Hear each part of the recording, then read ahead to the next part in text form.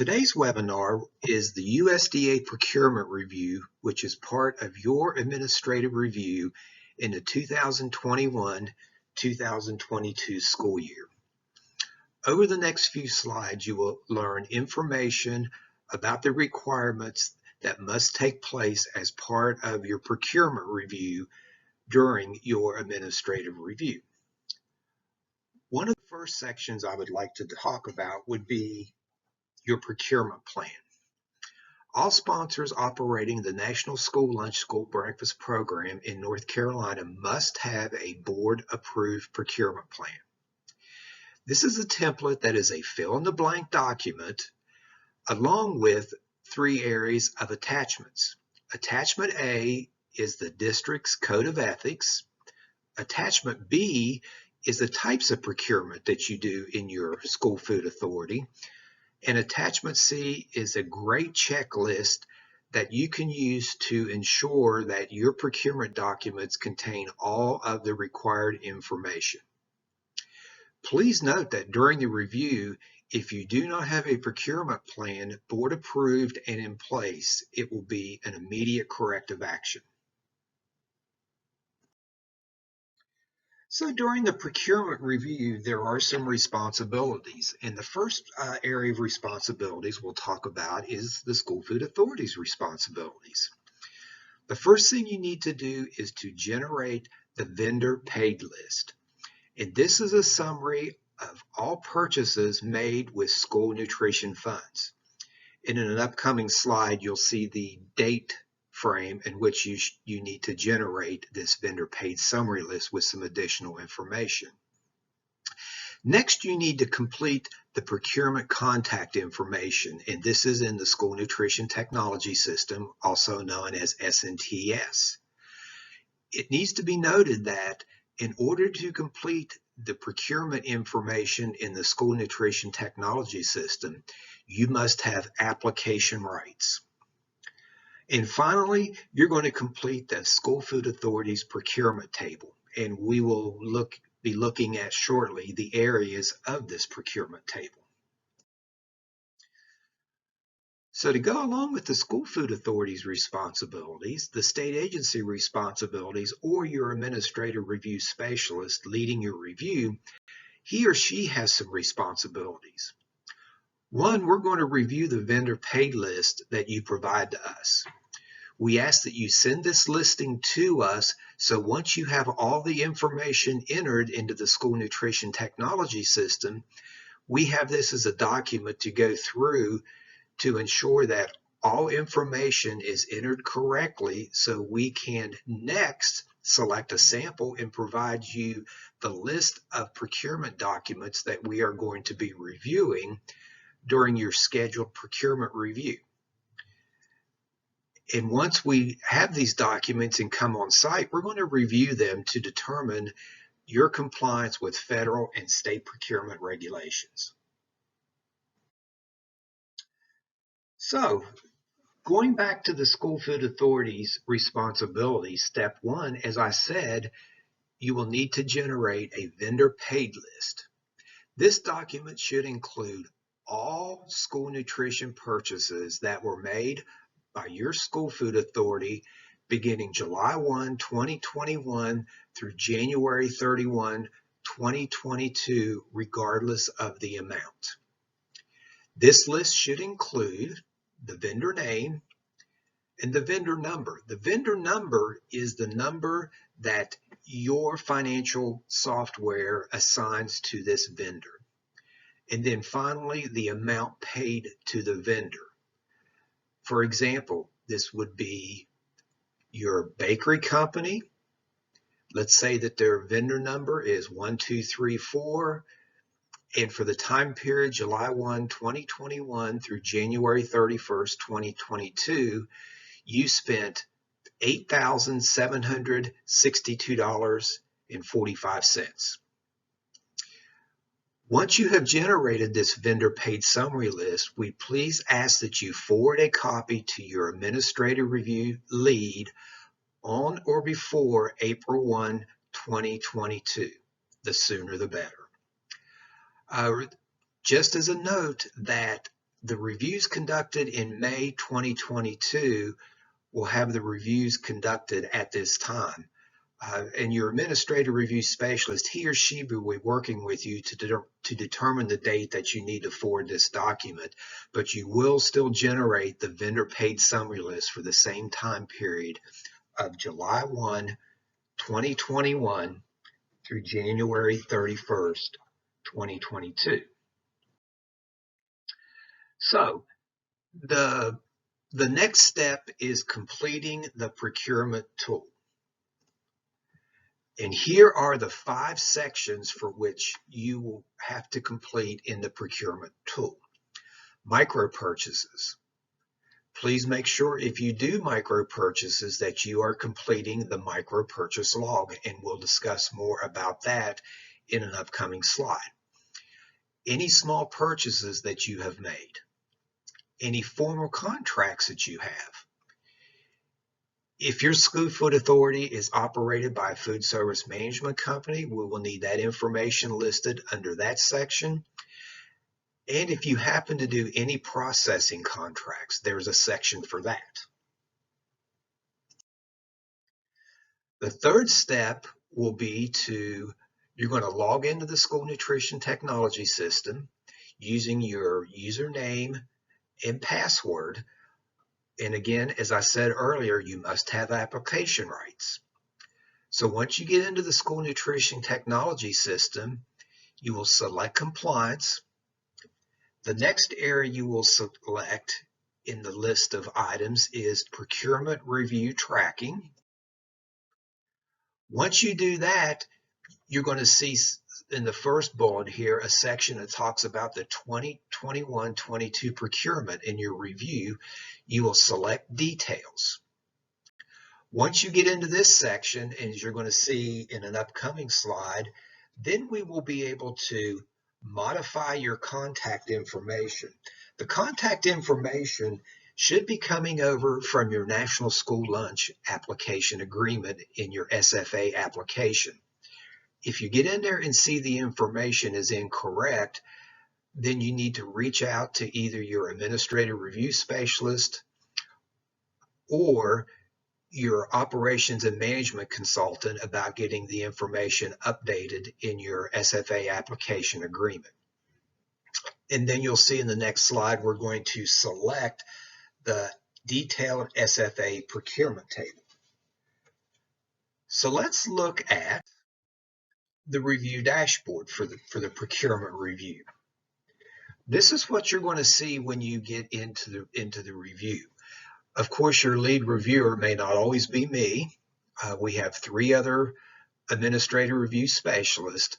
But as I talked about in the previous slide, you can see there's the review information, the SFA contact information, the SFA procurement table.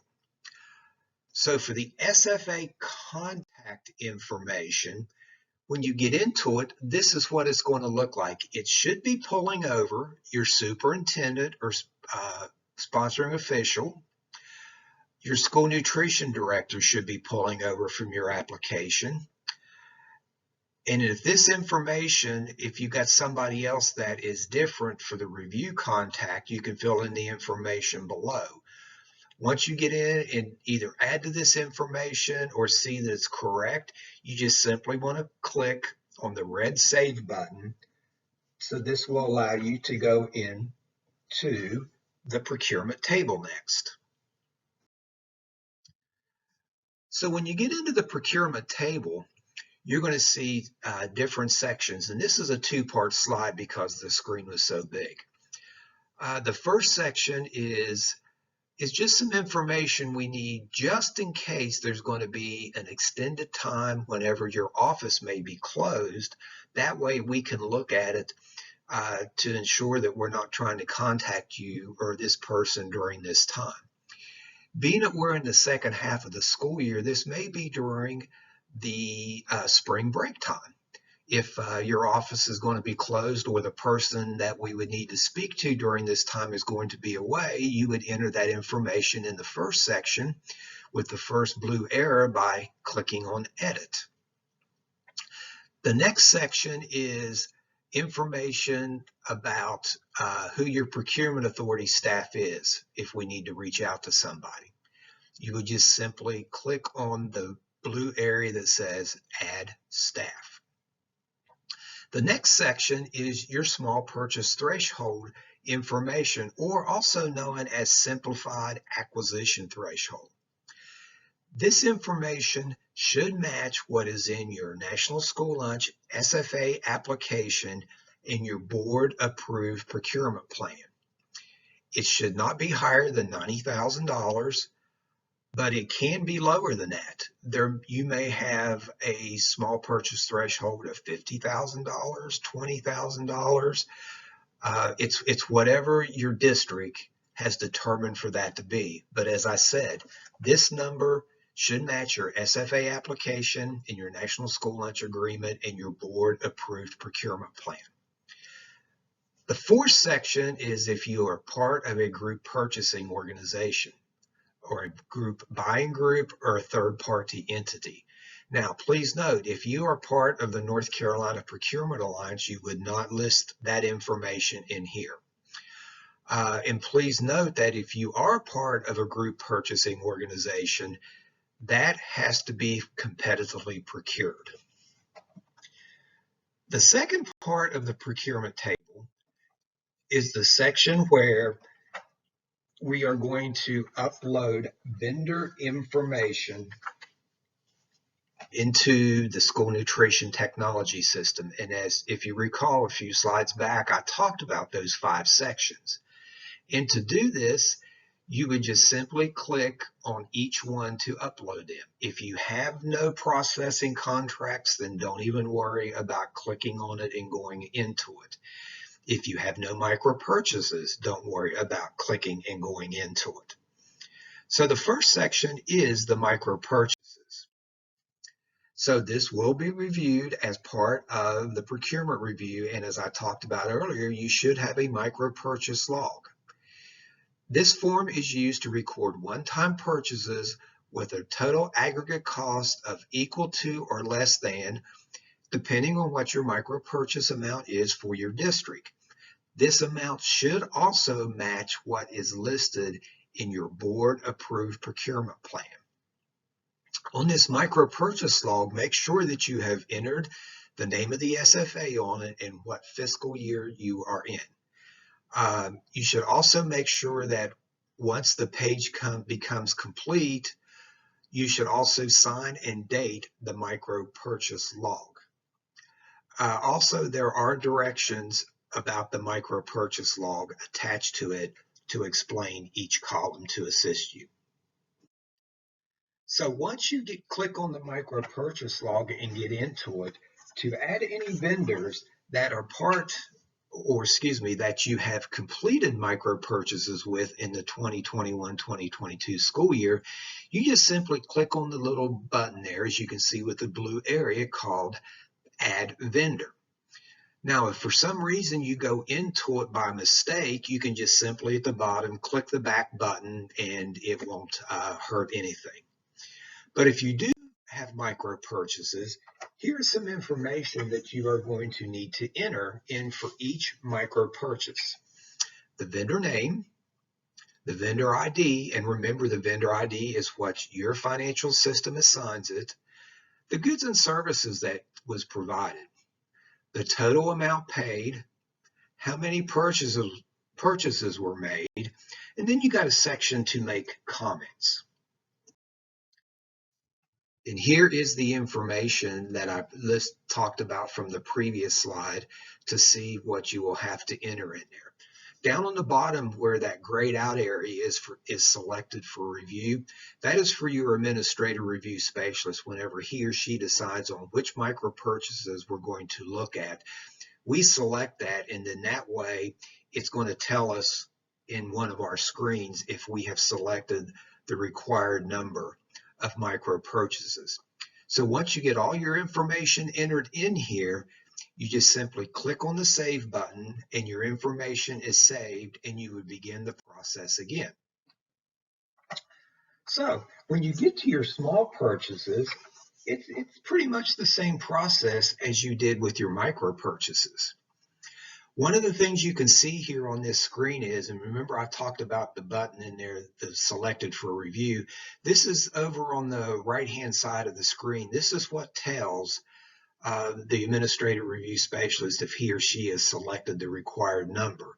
There's a required to review section in the middle, and then the number that we have selected to make sure that we match. But then again, you're going to do the same process for the small purchases. You're going to do select or add vendor. And this is the information you need for your small purchases: the vendor name, the vendor ID, the goods and services provided, the total amount paid. Was this one time or multiple purchases? When you did your small purchases, also known as requests for quotes, did you get more than one response on your quotes? Does this happen to be a GPO, or a third party? And then again, you've got a section that you can make comments. And here is what the information will look like on the screen whenever you are entering the information in for the small purchases. Once you have your information entered in the system, you just simply click on the red Save button, and then you're able to begin entering your next small purchase. So next are your formal contracts. So that is all contracts that are above your small purchase threshold amount and higher. So this process is exactly as the same as the micro purchases and the small purchases. You're going to select Add Vendor. And for this area, you're going to need some of the following information. You're going to need the vendor name, the vendor ID, the goods and services provided, the contract value, the solicitation type, the contract type, the contract duration. Did you get more than one response? The GPO or GPO, total paid, if any amendments to the contract was made after the award, and then the comment section. So here is what your formal contract area will look like for each one of your formal contracts that you have. And once you get all the information entered in there, you just simply go to the bottom, select the red Save button, and then you're ready to enter your next formal contract. The next section is for food service management company contracts. So if you do have a food service management company contract, you will need to complete this section. If not, then you can bypass it and go to the next section. But if you do have a food service management company contract, you're going to need to select the Add Vendor.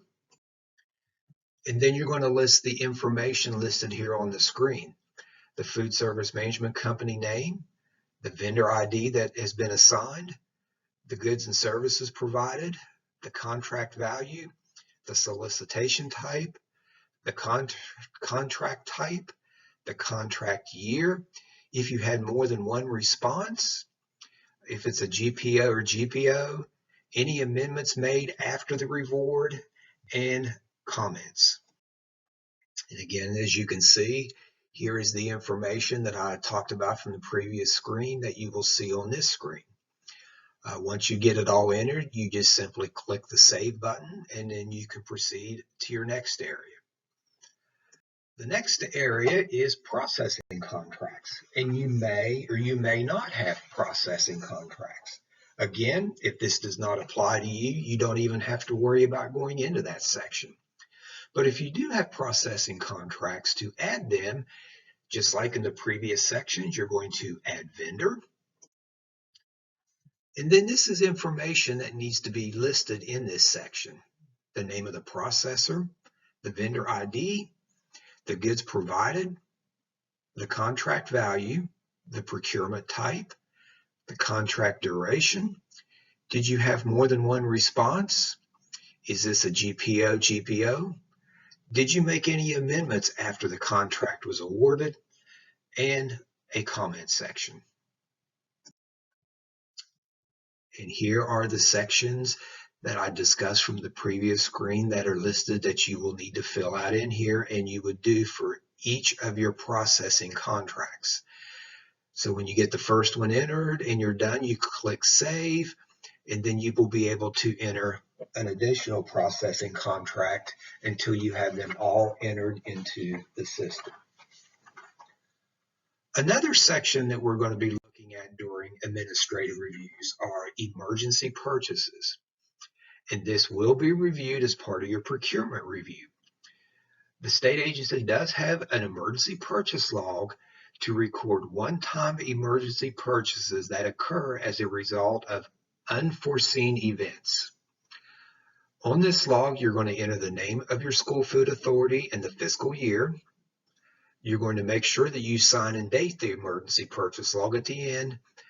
And just like with the micro purchase log, there is explanations about for each column as part of the emergency purchase log. So,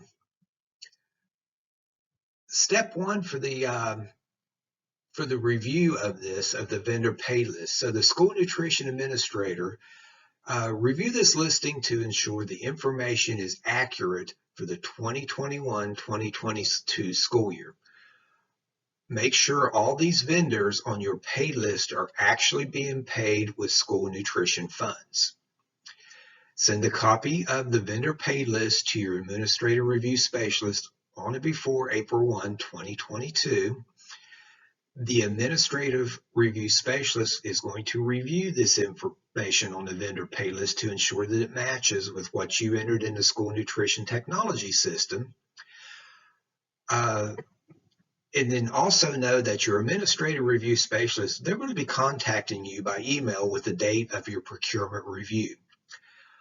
Just note that being a majority of the procurement reviews, other than the May reviews, are going to be conducted in June 2022 and July 2022.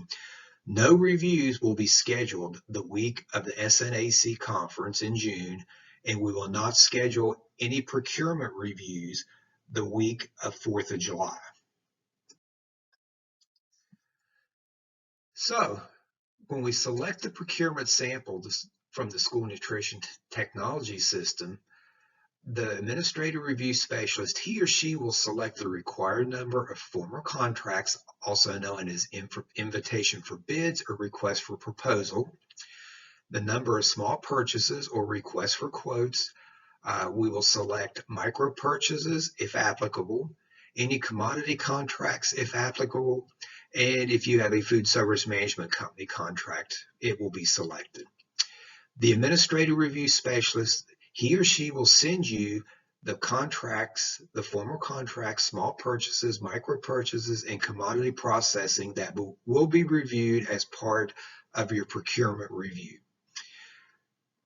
We do please ask that you have all requested procurement documents organized and ready on the day of review, as this will assist the administrative review specialist in reviewing your information in a timely manner. So when the administrative review specialist, when we get on site, we're going to review the bids or quotes to ensure the documents meet federal and state requirements. Please make sure, as I said earlier, that you have all this information ready for us for the day of your review. And just note that there's always a chance that we might ask for additional bids if needed when we're on site. If you happen to have new formal bids for the 2022-2023 school year, we will be reviewing these documents during your administrative review, procurement review. So what I mean with that is, let's say that your dairy bid expires on June 30th, 2022. If we're there in July, then we would look at your new dairy bid for the 2022-2023 school year.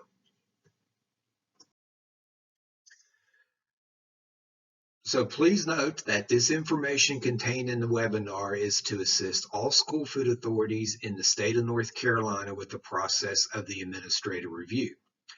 This webinar is available to any school food authority on the National School Lunch Program, School Breakfast Program, or operating the Seamless Summer option.